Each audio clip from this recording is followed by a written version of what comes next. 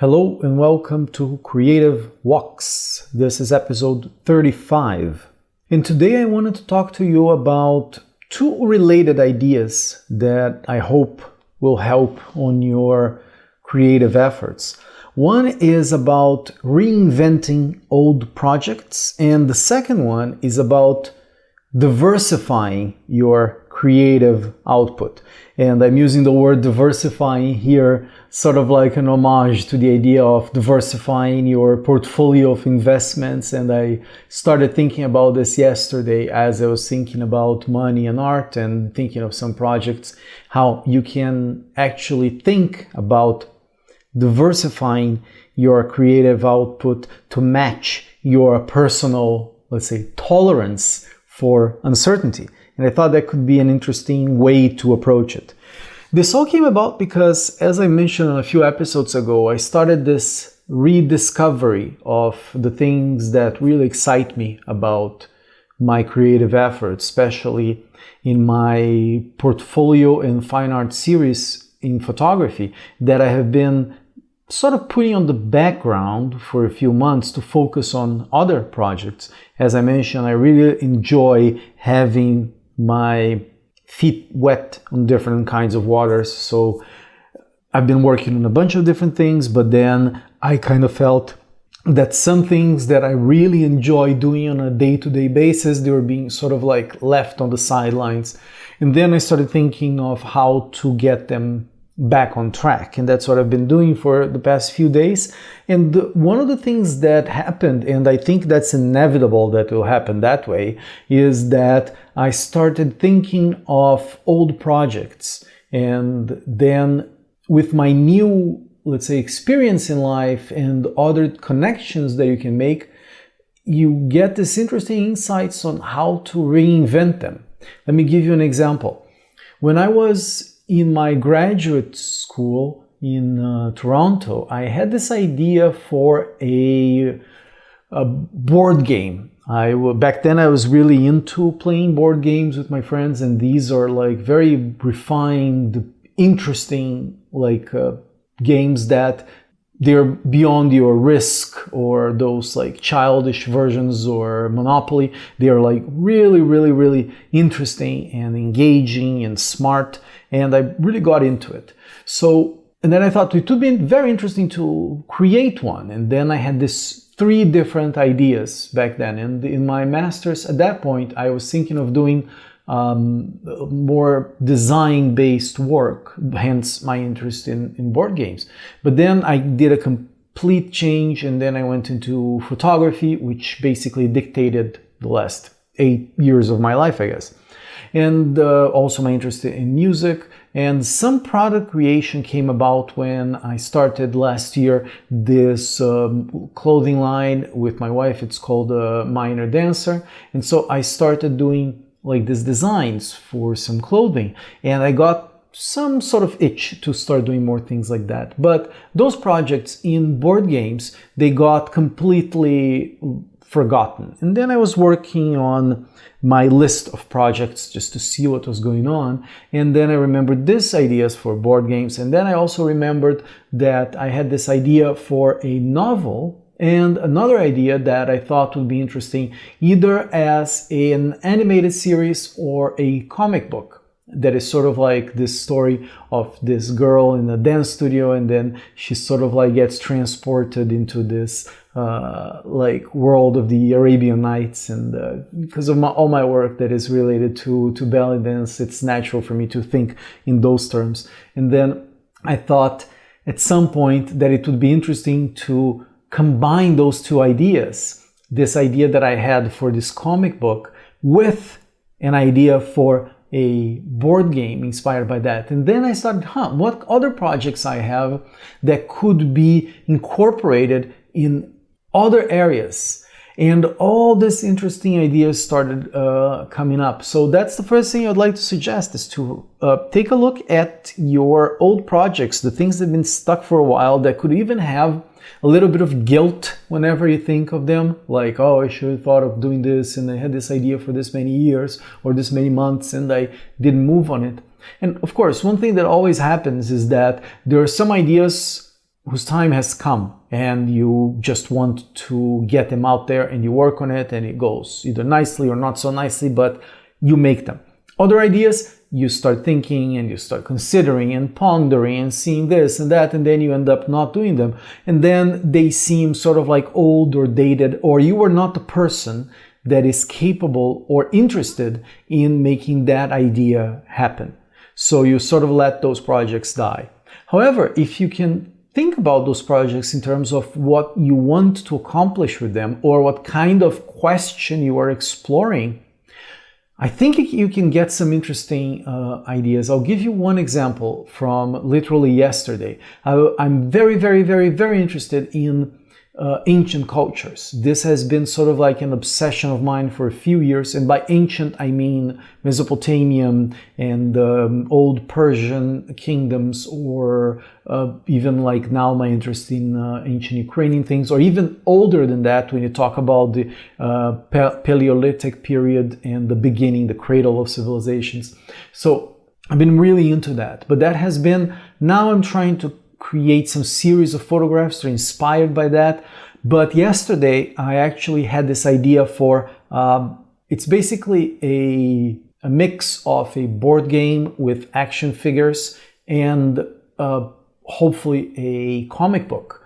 Again, not necessarily that I'll do those right away, but I haven't thought of combining those three ideas into my interest in ancient civilizations. And that only came about because I was revisiting these old projects with a new lens. What kind of output I would like to create, inspired by either the mechanics of those projects, like if it is a photography, a photograph, or a movie, or in this case, it's like comic books and board games. And then the other thing that I wanted to finish off, and I'll probably elaborate on this on another episode, is this idea of diversifying your creative output. As I was mentioning just now, I'm working on photography and video and in the clothing line and in music. And then at the same time, there is like a few other projects that are related to those main activities that must be maintained. So how the hell am I going to start doing a comic book, for example, or how am I going to do a board game? There's so much that has to be created and thought of, and that you have to stop and learn. So that got me thinking into comparing the idea of diversifying creative output to diversification of your financial investments. As you probably know, or someone has hammered that idea on you, like you should diversify your portfolio, and that diversification can happen in many different ways. Usually they recommend, like Ray Dalio, I think is the name of a billionaire that talks about that kind of stuff, that is sort of like related to your level of tolerance to risk. Some people are very risk tolerant, so they can go ahead and like play around with money. Some people are very conservative, they can't sleep if their stocks are like terrible, so you have to be more conservative on your portfolio. But one thing that is sort of like common practice is not to put all your eggs in one basket, so to speak, right? So then I was thinking that actually applies to your own creative output, and even creative companies like Pixar, or even in the Google model before they actually stopped not being evil, they had this idea of you have 20% time and you have 10% time, meaning you can work 20% of your time on projects that are of interest to the company, but they are not your main focus. Let's say you're an engineer working on search, but you can dedicate 20% of your time to work on, let's say, Google Maps or whatever it was on the beginning. I remember listening to a lecture that was specifically about that project.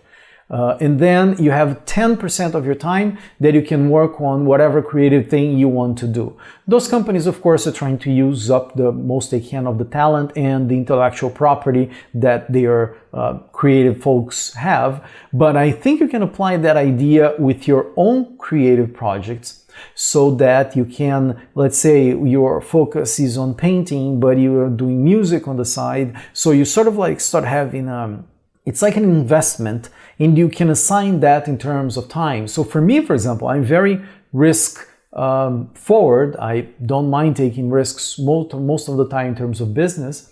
So I don't mind doing like splitting my time 25%, for example. And then, of course, there are times that ebb and flows and I have to really focus on one thing to get it done. But in terms of the general allocation of time, if you see throughout a year, I will work for 2-3 months on different projects, although I try to do them at the same time. So if you are, let's say, really going well on your, let's say, painting or whatever other art form you're doing, or entrepreneurial thing that you're working on, you could say, okay, I'm going to work 80% of my time on this activity, but I'll allocate my 10-20% to play around. And I think that finding that balance will be a very interesting thing for you to diversify your creative output and to make sure that you're working on different things. And I think, lastly, that's one of the things that happen with us as creatives, and I think with people in general, is to not identify with just one thing, one enterprise, or one kind of activity as your main thing. That thing that Americans say all the time, like, oh, what do you do? Like, as if it's your work is the totality of your life, right? So one of the things that I think Tim Ferriss on the 4-Hour Workweek and on his amazing blog, tim.blog, I think it's the website, he talks a lot about this idea that even people that have like this amazing entrepreneurial minds and they have a startup and then their startup is not going well or it's going well, so their happiness depends on the success of that specific enterprise. And what he was suggesting, and I think it applies perfectly for artists, especially in our different creative outputs, is to have your identity spread through different things. He was talking about having something that you're learning, for example, in languages, or having some physical goals, like, oh, I'm going to do a marathon, or I'm going to be able to do splits, or whatever thing like that. And then you have all these different aspects of your life that you measure and that you quantify. And if, let's say, your work is not going so well, at least you trained, at least you organized, at least you, you created this painting that got shown in a different place, even if it's not that like much money or money at all that you're going to show, at least you have a sense of moving forward on other areas. And you see that change over time of how you being successful in one thing, especially if you start a physical activity like tennis or like jiu-jitsu or whatever thing you want to do, bowling, you start seeing increase there. And then all those things that you learned in that area, you can try to apply to the areas that are lacking in your life. So it's a bit of a mess today, but I think those are interesting things. So just to recap, this idea of reinventing your old projects according to your new visions of things. It's not the recycling, but a reimagining of those things that you let escape your grasp. And the idea of forcing that through diversifying your creative output, meaning trying to allocate a little bit of time to plant some seeds and let them grow. So with that, my name is Pedro Bonatto. I hope you enjoy this episode. Everyone has been sending me messages and encouraging the creation of this project that slowly is turning into this sort of like, not advice, but at least me showcasing how I am dealing with my blocks and my creative struggles, and how maybe things that you can try on your own practice. So again, you can find me on social media at Pedro Bonatto. You can find me on my website. If you like this show, I would ask you to go, maybe if you're listening on iTunes, if you can leave a rating there or leave a review if you're so inclined. And then also, of course, like recommend to your friends. If it's just word of mouth, I've been listening to this podcast, let me know what you think. That always helps to bring the word to people that might be interested in it.